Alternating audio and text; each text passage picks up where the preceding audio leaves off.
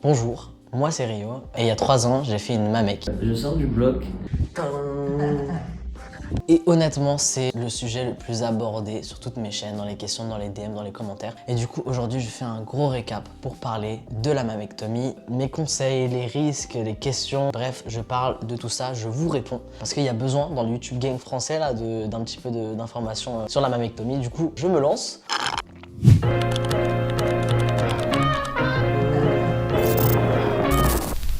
Déjà, c'est quoi une mamec? C'est l'ablation des glandes mammaires, aussi d'un surplus de peau, ainsi d'une liposuction des graisses autour des glandes mammaires. C'est une manière d'avoir un torse plat quand on n'a pas de torse plat et qu'on veut un torse plat.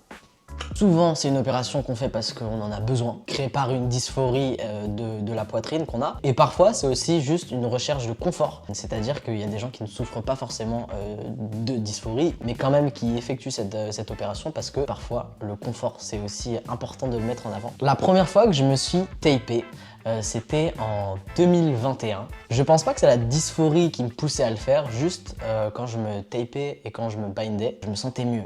Genre, je préférais de fou.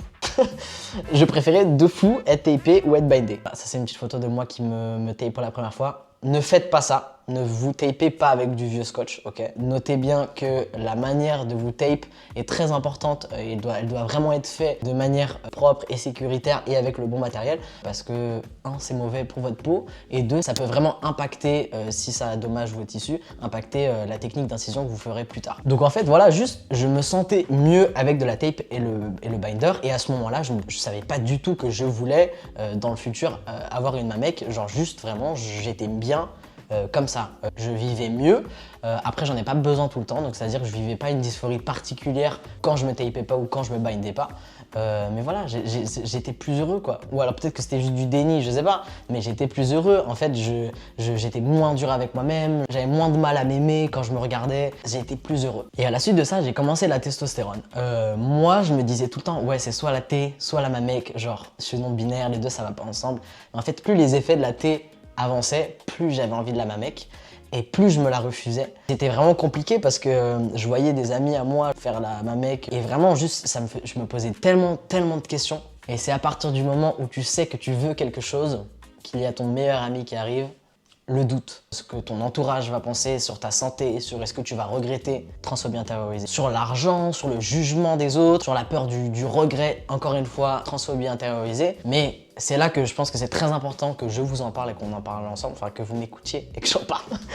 C'est que comme le processus de la mamec peut durer des mois, voire des années, sachez bien que ce doute a le temps de s'estomper et a le temps d'être réfléchi, et on a le temps de se rassurer, on a le temps d'en parler, on a le temps d'y réfléchir. Et moi, ce qui m'a énormément aidé, c'est d'en parler autour de moi. Parce qu'en fait, quand j'étais dans cette petite phase de déni où je savais pas si je la voulais, en fin de compte, je me faisais du mal.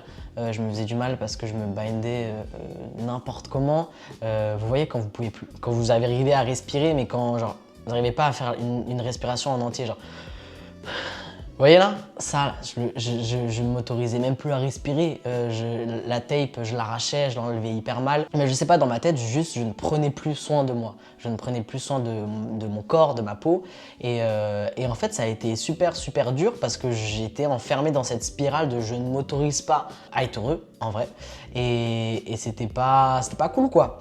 Déjà, le fait qu'autour de moi, j'ai eu pas mal de représentations transmasques et non-binaires et beaucoup de personnes qui se faisaient opérer autour de moi, ça m'a beaucoup aidé à me poser cette question et à me dire poto, genre, viens, tu t'aimes un peu, viens, tu prends soin de toi, genre. C'est là que je me suis dit, move de Capricorne de fou, fais un tableau pour et contre. Donc une colonne pour pourquoi je veux la faire, une colonne contre pourquoi je ne veux pas la faire ou pourquoi je ne devrais pas la faire. Et j'ai ajouté à ça une troisième colonne qui vient débunker un peu toutes les idées souvent très transphobes et ou irrationnelles de la case contre, je vais regretter, histoire vraiment d'être le plus objectif possible dans ce tableau parce qu'en fait je me suis rendu compte rapidement que dans la colonne contre, tout était rivé sur le regard des autres, la peur, l'appréhension d'une société transphobe, par exemple le fait que j'allais avoir des cicatrices ou la peur de l'acceptation de ma famille, des choses comme ça. Cette colonne m'a énormément aidé parce qu'elle m'a permis de prendre une décision tout en prenant en compte mes peurs et tout, de prendre une une décision en priorisant ce que moi je veux plutôt que ce que les autres attendent de moi ou ce que les autres veulent ou ne veulent pas pour moi. En fait, cette opération ne concerne que moi. Et la vérité, c'est que cette opération ne concerne que vous. Et je sais que c'est très compliqué parce qu'il y a toujours à prendre en compte la question de la safety, de plein d'autres choses, hein, de l'argent, etc. Et ça fait sens. Mais quand on ne fait pas une opération parce que on ne se choisit pas, honnêtement, pour moi, c'est là que c'est trop triste. Et que même si pour l'instant, je sais pas, vous êtes dans un cas où vous pouvez pas vous faire opérer parce que vous êtes pas out ou des choses comme ça, le plus important c'est au moins de savoir qu'on le veut pour nous. Comme ça, tu sais, le jour où tu peux, le jour où toutes les personnes qui ne te permettent pas d'être out ou whatever ne sont plus dans ta vie, et bah dans ce cas-là, à ce moment-là, tu croques dans la vie et tu te fais ta putain de mec. Donc faites ce tableau, dites-moi ce que vous en pensez, dites-moi si ça vous aide et donnons-nous des tips sur cette question de l'hésitation et du doute parce que c'est vrai qu'encore une fois, on n'en parle pas assez. Je pense que nous devrions en parler beaucoup plus. C'est aussi une période où je me suis énormément renseigné sur la mammectomie et notamment sur les techniques d'incision. Plusieurs techniques d'incision. Les plus connues, c'est la double incision, la subaérolaire, la périaérolaire et aussi un peu moins connue, il y a la fish mouth. Très important, même si l'esthétique joue évidemment énormément, on ne choisit pas sa technique d'incision. Ça va dépendre du bonnet, de l'élasticité de la peau, de la taille du téton, du placement du téton, de la qualité de la peau et d'autres choses que seul un chirurgien peut constater. Alors je vois beaucoup de commentaires où les gens disent oui en fait toi tu peux grave faire une keyhole, ah lui il a fait une keyhole, ah mais j'ai un gros bonnet, je dois faire une double incise. Il n'y a que les chirurgiens qui peuvent dire. Ok. Évidemment qu'on peut se donner une petite idée à partir d'une taille de bonnet, etc. Et encore, moi j'ai vu des gens faire une périaérolaire avec une très grosse poitrine. Donc vraiment, c'est le chirurgien qui sait. Dans la question de la technique d'incision, je vais aussi parler d'une chose. Évidemment, beaucoup de personnes veulent choisir une technique d'incision où la cicatrice sera la plus discrète possible. Et je comprends en termes de safety, d'esthétique et même de complications par rapport à des kéloïdes, etc. Mais je pense qu'il faut quand même pas idéaliser les techniques d'incision qui ont moins de cicatrices comme celle que j'ai, la périaérolaire ou la keyhole, parce que souvent il y a des points négatifs à tout ça. Par exemple, sur la keyhole ou sur la périaérolaire, on a moins de liberté sur le placement du téton et aussi souvent on peut avoir une peau beaucoup moins ferme quand on fait une périaérolaire sur le long terme. Quand par exemple sur une double incision, en effet on va avoir des cicatrices plus grandes et plus visibles au début, mais en fin de compte elles vont s'estomper avec le temps. Il y a aussi la possibilité du laser, il y a aussi les poils qui repoussent. En plus il y a moi je trouve les doubles incisions c'est archi beau parce qu'il y a le truc de ça souligne parfaitement le pec, donc en fait juste tes deg et après on dirait que t'as un gigapec, bref. Je pense qu'il faut ne pas idéaliser les techniques d'incision et surtout les périaérolaires parce que déjà je trouve que, bon, pas quand c'est des personnes trans, mais quand c'est pas des personnes trans qui jugent nos torses et qui sont en mode oh mon dieu il n'y a pas de cicatrice, c'est trop beau, on n'en voit vraiment pas, donc t'es en train de dire qu'en fait c'est moche quand il y en a. Genre moi je trouve ça low-key weird genre, et en plus de ça je pense qu'il faut aussi débunker le fait que une périaérolaire parfois, je suis désolé, mais en termes d'esthétique il y a plein de gens qui ont une périaérolaire et qui sont pas satisfaits de leur mamec parce que la peau va plus tomber. C'est aussi une technique qui demande à ce qu'on soit un peu, je sais pas comment dire, mais fit et musclé tout le temps pour que le muscle vraiment sorte, sinon rapidement ça fait des adhérences, où il y a des trous, où ça tombe. Le volume de dessin ne pose aucun problème pour que tu vois périaérolaire. D'accord. Après, tu as le sein qui tombe un tout petit peu. Moi, sur le plan technique, il n'y a pas de souci pour faire une voie périaérolaire. Après, il faut que ta peau suive. Alors, donc, il y a des peaux qui suivent vachement bien, et puis des peaux qui suivent pas si bien que ça. Si ta peau ne suit pas si bien que ça, il faut que tu fasses de la musculation comme un malade derrière pour remonter ta peau. Et en fait, sur une double incision, moi j'ai jamais vu ça, j'ai jamais vu d'inconfort à part pour la cicatrice qui va être assez grande ou qui va s'hypertrophier et tout. J'ai rarement vu des personnes qui ont une double incise et qui sont en mode ça tombe un peu, etc. Non, souvent c'est juste très plat, le résultat est top, c'est très plat et en fait sur le long terme la cicatrice s'estompe, mais au moins il n'y a pas cette ambiguïté de oh j'ai un sein qui repousse. Et je dis pas que ça arrive à toutes les périaérolaires, mais je pense que c'est important de parler du fait que la périaérolaire ou la keyhole ne sont pas les techniques idéales. Il n'y a pas de meilleure ou de moins bonne incision, c'est juste vraiment adapté à nos corps. On a des corps archi différents et je pense que c'est important de le dire. Voilà, bref, fermons ce chapitre. La question de l'argent. En gros, c'est soit on passe par un parcours officiel, dans lequel cas c'est gratuit, public. Il y aura quand même quelques achats, genre le boléro, il me semble, et quelques frais de pansement. Mais en soi, l'opération et les frais d'anesthésie, etc. sont recouverts par la sécurité sociale et par ton ALD. Le seul point négatif et souvent qui va un peu pousser les gens à aller vers le privé, ça va être une liste d'attente un peu plus longue. Ça dépend, après il faut vraiment avoir de la chance, il y en a qui arrivent à passer en 6 mois et parfois ça peut être 1-2 ans d'attente, mais il y a quand même ce truc de on sait pas trop quand on passe et vraiment ça dépend de la liste d'attente. Ensuite, il y a le parcours privé. Parcours privé, c'est juste tu ralasses tout.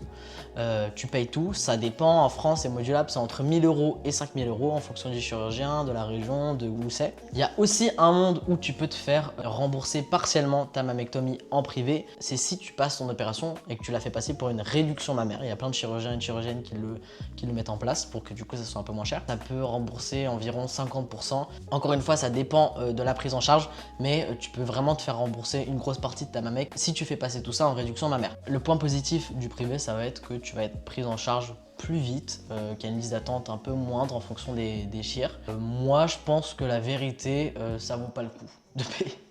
À noter qu'il n'y a aucune différence, vraiment, hein, entre la qualité des techniques d'opération entre le privé et le public. On est en France et honnêtement, on est mieux pris en charge dans le public, mais bref. Moi, j'ai payé parce que j'avais l'argent, que j'avais envie de choisir précisément ce chirurgien et que j'étais hyper pressé. J'avais passé des mois à être dans un déni qui me bouffait et en fait je voulais pas attendre un an, je voulais pas attendre 6 mois, je crois que j'ai attendu en tout 4-5 mois, en tout vraiment, entre mon premier rendez-vous et l'opération, ce qui est hyper court en fait. Donc en fait c'est pas un caprice, mais genre j'avais le privilège de le faire à ce moment-là, donc juste je l'ai fait. Mais honnêtement, à étudier ce qui est le mieux pour vous, par qui vous voulez être opéré et le budget que vous avez, pour moi en vrai de vrai c'est toujours mieux de passer dans le public. Voilà, pour moi les seules choses qui ont été remboursées, ça a été quelques frais d'hôpitaux par du coup la sécurité sociale et tout le suivi kiné qui est du coup compris dans l'ALD et que j'ai suivi pendant 6 mois en post-op. Le choix du chirurgien. Très important, déjà première chose, il y a très peu de chirurgiens qui vont accepter de vous opérer si vous n'êtes pas sous-T et si vous n'avez pas d'attestation d'un psychiatre qui confirme bien que vous êtes trans et que vous souffrez de dysphorie et que vous avez vraiment trop besoin de vous faire opérer. Une équipe, t'as vu un psychiatre déjà, t'as commencé des hormones. C'est un peu les deux conditions des chirurgiens aujourd'hui. C'est très chiant, ça complique énormément le parcours d'opération de beaucoup de personnes transmasques qui juste veulent pas prendre de thé en fait. Donc je pense qu'on pourra en discuter une autre fois pour ce parcours-là. Là du coup je m'adresse principalement aux personnes qui considèrent le fait d'être sous-T avant de commencer le processus d'opération, etc. La meilleure manière de trouver un bon chirurgien ou une bonne chirurgienne pour moi, ça reste les forums et tout ce qui est centre de témoignages et tout de personnes transmasques parce qu'en fait c'est juste la manière la plus safe pour moi de savoir qu'on va tomber sur un personnel de santé qui est habitué aux personnes trans et surtout qui seront formés aussi à prendre en charge les personnes trans. Maintenant que j'ai établi tout ça, je vais revenir un peu sur mon parcours.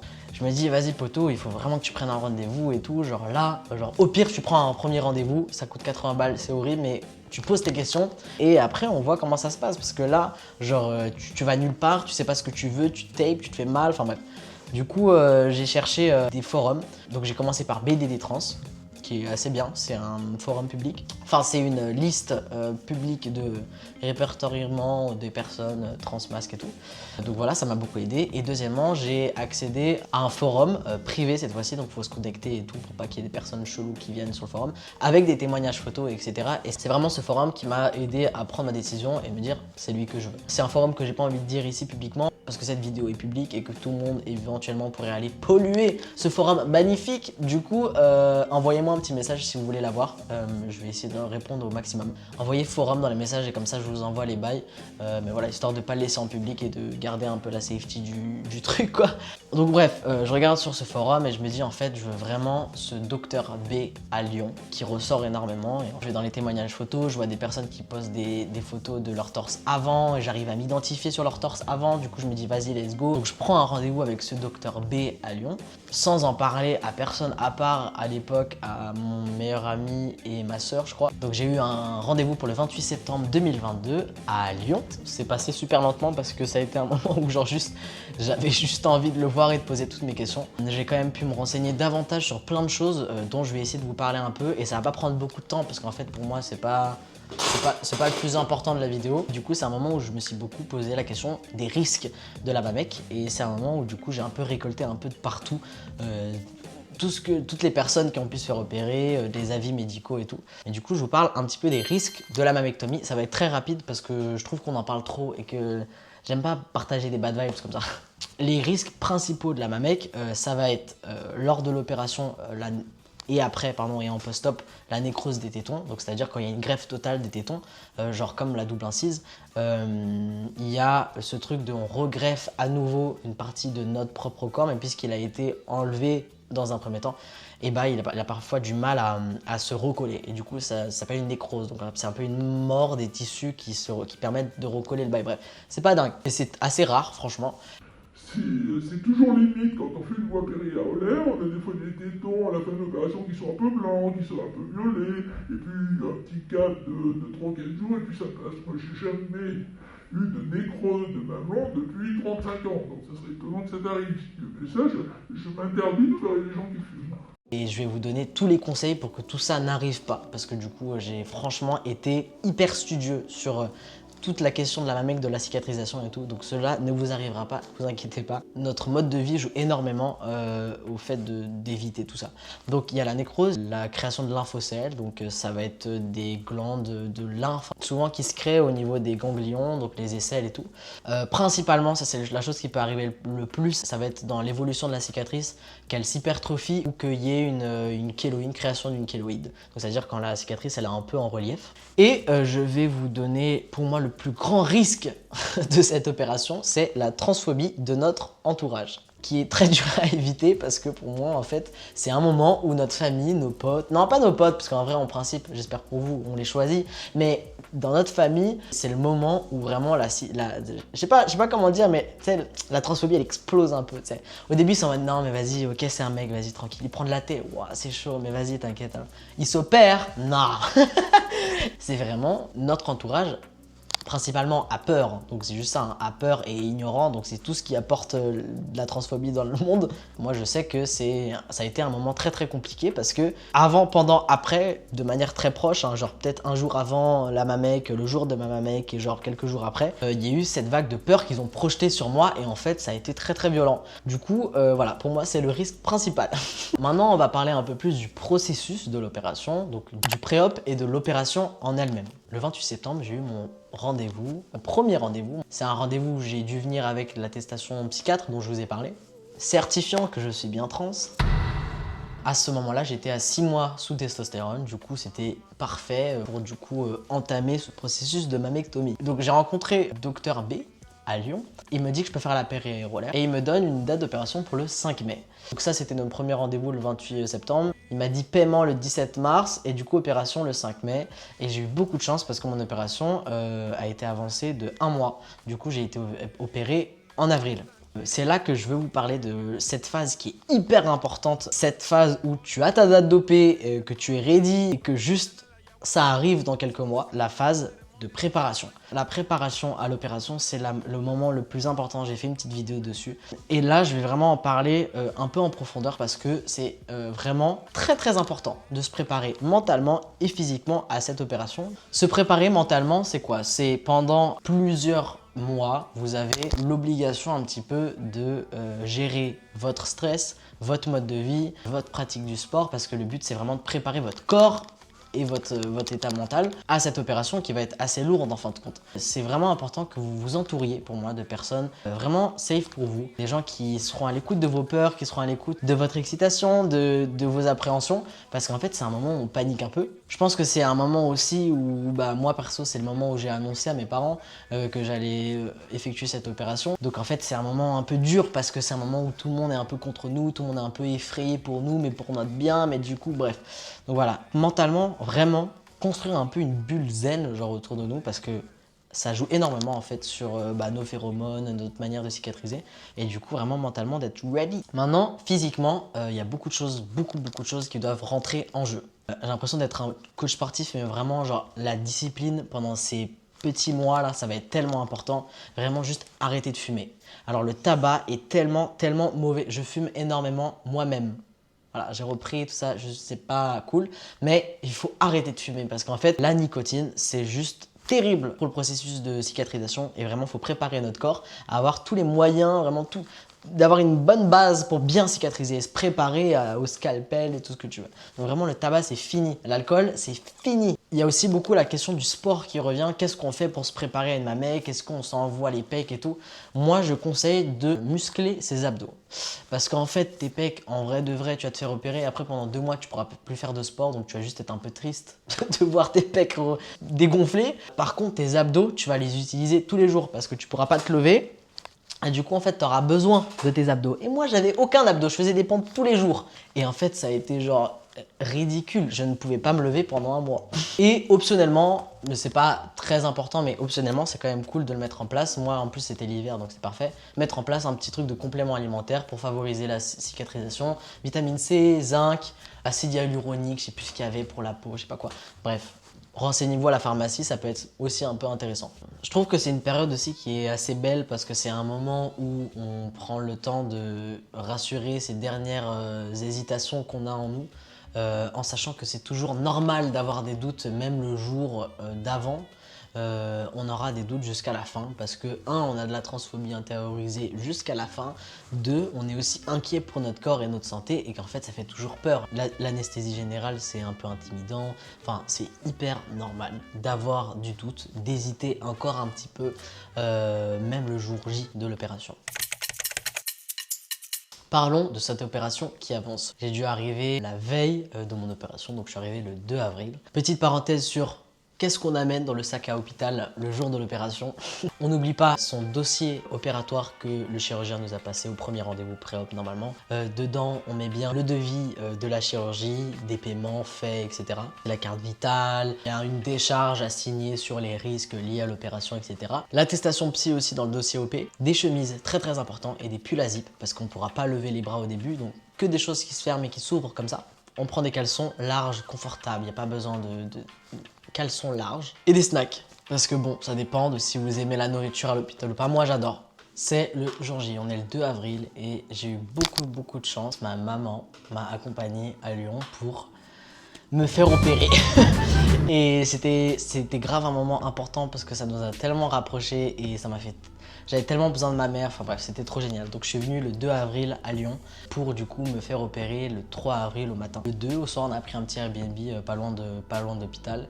Et le 3 avril, on s'est réveillé à 7 h du matin, on prend une douche. Et je me souviens que c'était du coup ma dernière douche de la journée.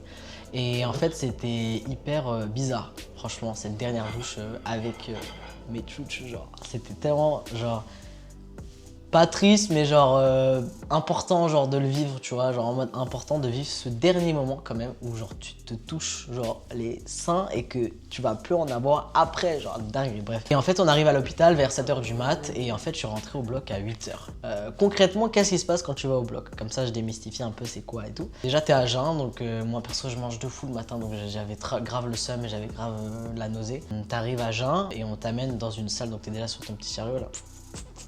T'arrives dans une salle où du coup tu trouves ton chirurgien que t'as pas vu depuis 4 mois et que tu as vu qu'une fois dans ta vie. Il y a aussi ton anesthésiste et des infirmiers, des infirmières. Je pense qu'on est 5-6 dans la salle. Et beaucoup de gens me disent qu'ils appréhendent l'anesthésie générale.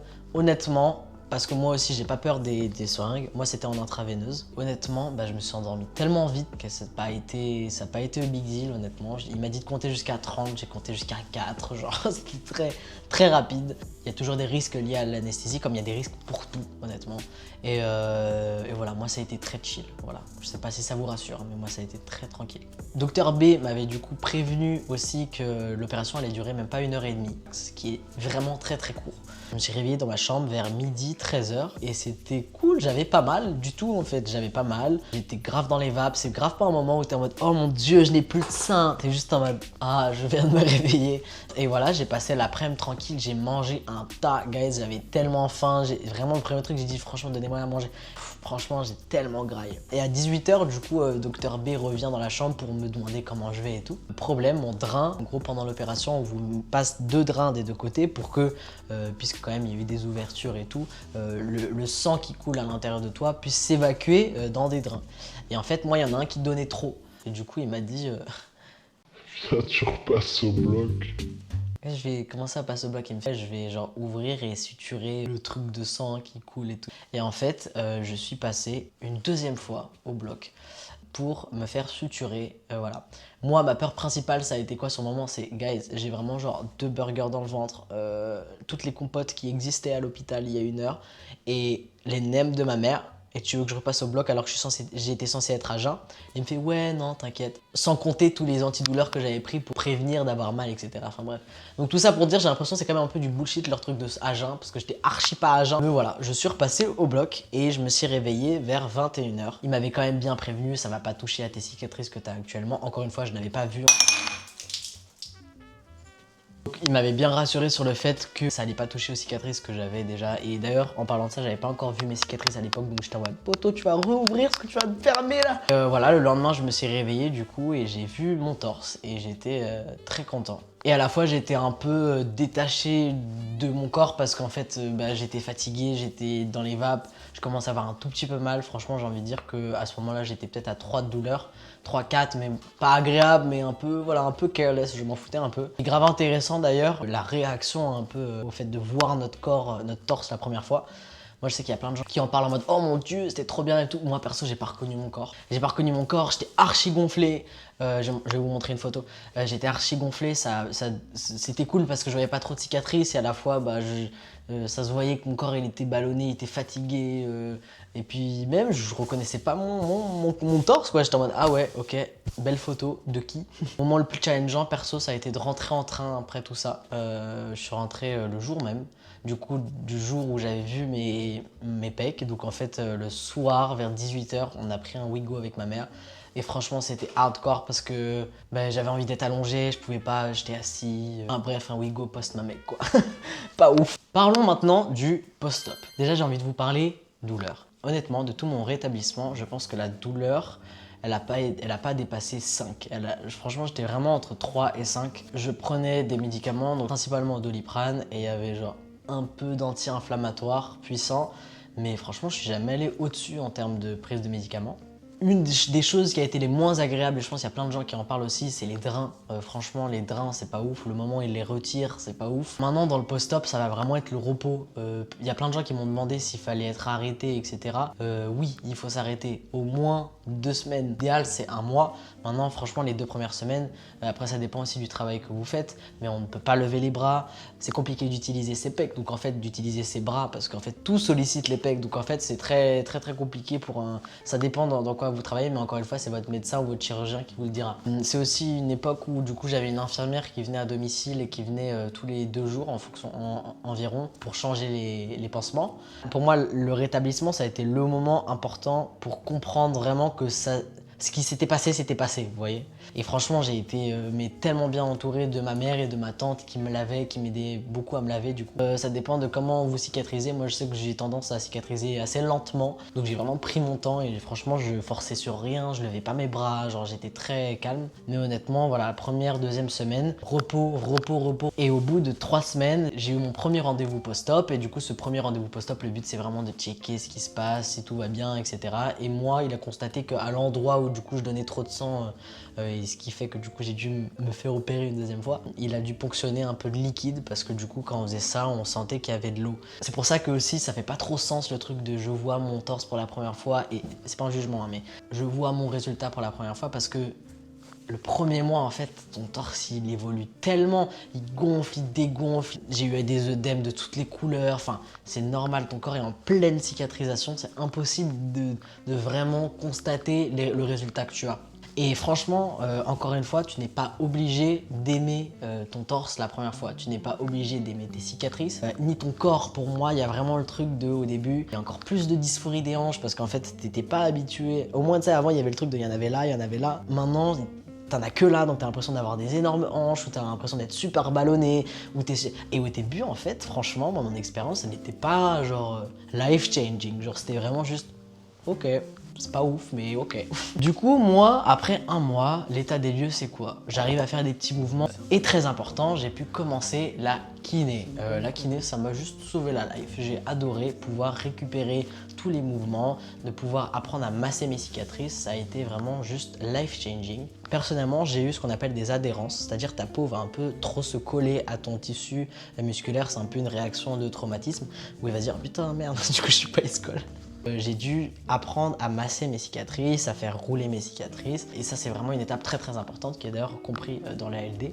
Et voilà, j'ai vraiment commencé à masser tranquillement. En termes de produits pour masser, moi, ça m'a beaucoup aidé d'utiliser le Cicaplast B5. Je sais pas si vous voyez, je vais vous le mettre là. C'est très important de les hydrater, surtout après un mois. On sent que les croûtes sont tombées. Vraiment, c'est safe de masser, aller doucement. Et vraiment, l'aide de cette kiné m'a énormément aidé. Shout out to you si tu regardes, Marie.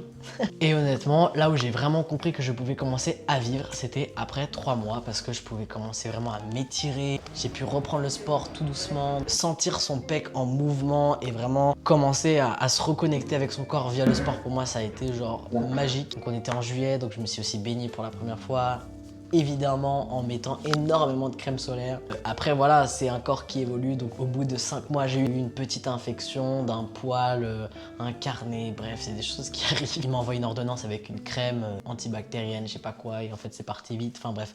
Tout ne va pas se passer comme vous l'avez planifié parce que encore une fois votre corps est en train de se réparer d'un petit traumatisme en fait. Et franchement ça a payé de fou d'être assez patient et d'être calme parce qu'en fait au bout de 4-5 mois en fait j'étais assez libre, je voyais mes adhérences s'estomper de fou. Maintenant j'en ai presque plus, il m'en reste encore après 3 ans mais presque plus, et vraiment au bout de 5-6 mois de ma mec, vraiment je sentais que j'étais libéré. L'état des lieux après 3 ans. Honnêtement, j'ai vu mon corps évoluer de fou depuis 3 ans. Aujourd'hui, ça a été la plus belle décision que j'ai prise pour moi, honnêtement. Même pas pour ma transition, pour moi. Genre pour moi, ça a été la plus belle chose que j'ai pu faire et c'est la plus belle décision que j'ai pu faire dans mon année 2023 parce que aujourd'hui, je me sens tellement libre. Encore là, vous voyez, à ce truc de j'aime bien que ça change, j'aime bien décider quand ça vient, quand ça part et tout. Là, ma mec, je sais que c'est une chose stable. Genre, mon torse, je sais que c'est une chose stable que j'ai pour moi actuellement et c'est... Je sais pas, c'est juste trop bien, c'est trop beau, j'adore. C'est fou, mais j'apprends encore à me sentir libre avec parce qu'encore il y a pas longtemps, je disais que je suis pas trop habitué encore à être, même si je suis souvent torse nu, je sais.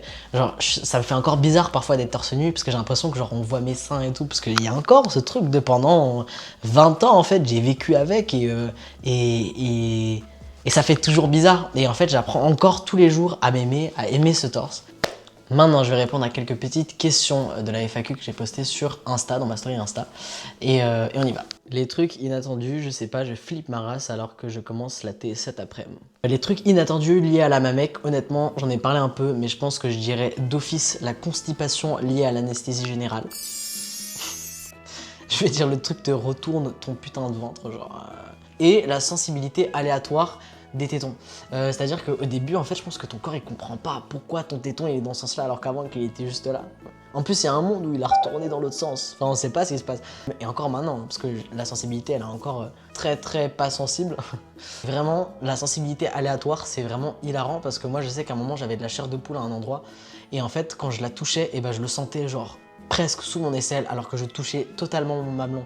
C'est grave inattendu et je pense que personne et rien ne te prépare à ça, vraiment. Mais sinon, pour la deuxième partie de ton message où tu dis que tu flippes ta race, c'est très compréhensible de flipper sa race parce que c'est très terrifiant de changer de manière générale. Et je pense qu'on nous apprend pas assez, nous rassure pas assez quand il s'agit de prise de thé, quand il s'agit de mammectomie. Et c'est pour ça qu'aujourd'hui je te dis que ça va bien se passer. Beaucoup plus de gens que tu ne penses sont passés par là et beaucoup plus de gens que tu ne penses n'ont pas souffert. If anything, ça va vraiment te faire du bien de te choisir et de faire quelque chose que tu as envie de faire pour toi. Et franchement, même là en plus tu parles de testostérone, tout le monde est plus sexy sous tes, juste vas-y. C'est possible de faire sa convalescence tout seul si on n'a personne de proche pour nous. Alors, je pense que c'est possible, en effet. Parce qu'on a toujours des services infirmiers, infirmières qui sont disponibles pour nous aider en termes notamment de changement de pansement, d'aide à domicile si tu as besoin d'aide pour te doucher, des choses comme ça. C'est possible parce que si tu me dis ça, c'est sûrement que tu n'as personne autour de toi de safe, je dirais, pour prendre soin de toi. Mais je te conseille de demander quand même si tu peux autour de toi à, je sais pas, même un ou une amie qui sera pas forcément disponible tout le temps, mais juste même à venir ou te rendre visite ou à venir t'aider genre un jour sur deux. Le mieux c'est de mettre un petit planning en place et que voilà, tu mettes à côté le rendez-vous que tu es par exemple un ou une infirmière qui viennent un mercredi et que du coup ton ami vienne le jeudi pour t'aider, je sais pas, à te lever, à remettre un coussin bien sous ton dos pour être à l'aise. Je pense que c'est possible, honnêtement, je pense que tu peux le faire.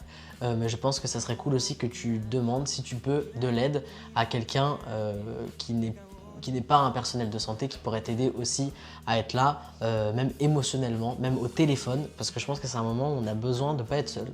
Et c'est cool si c'est un moment qu'on peut passer à se lier d'amitié ou d'amour, je sais pas, avec quelqu'un qui te soutient dans un moment, genre pour moi, qui est beau et qui doit être fun. Et voilà, mais c'est possible de faire son rétablissement seul, même si en vrai de vrai, j'essaie de pas trop le conseiller. En tout cas, je sais pas si tu vas faire ta mamec, mais bon courage à toi et je te fais plein de bisous. Les cicatrices qui rougissent après un effort physique, c'est mon observation du moment. Alors, je n'ai pas du tout vu ça sur moi. Après, je pense que ça ferait sens parce qu'il y a un gros afflux de sang, notamment au niveau des pecs, en fonction de ce que tu fais, qui fait que du coup, tes cicatrices rougissent. Je pense pas que ce soit mauvais. If anything, si ça fait pas longtemps, je pense que c'est positif parce que ça veut dire qu'il y a du sang qui se dirige vers... ça veut dire que le sang est bien irrigué. Mais honnêtement, dites-moi en commentaire si ça vous arrive, mais moi j'ai jamais eu ça quoi. Sentir son torse weird et même sur le teco vers le dos, lol.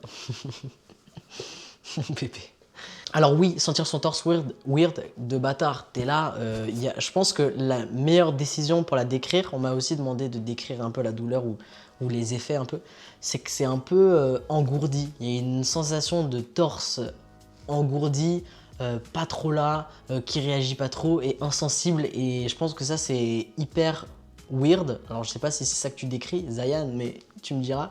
Mais pour moi, ça oui, je l'ai grave ressenti. Et même sur le teco vers le dos, je l'ai un peu moins ressenti. Moi je pense que ça c'est plus des courbatures en vrai qui sont aussi liées au fait que pendant une semaine, voire deux, t'es allongé, t'es alité et en fait t'as mal au dos, t'es mal positionné, tu peux pas lever les bras.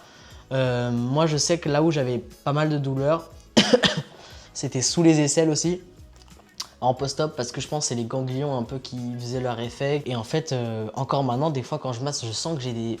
C'est pas une douleur, mais c'est pas agréable quoi. Voilà, le reste des questions, elles étaient principalement répondues dans la vidéo que je viens de faire. Du coup, je vais pas m'attarder sur la FAQ, mais j'espère que vous avez kiffé. C'est grave un format intéressant que j'ai beaucoup aimé. J'espère que vous avez kiffé aussi.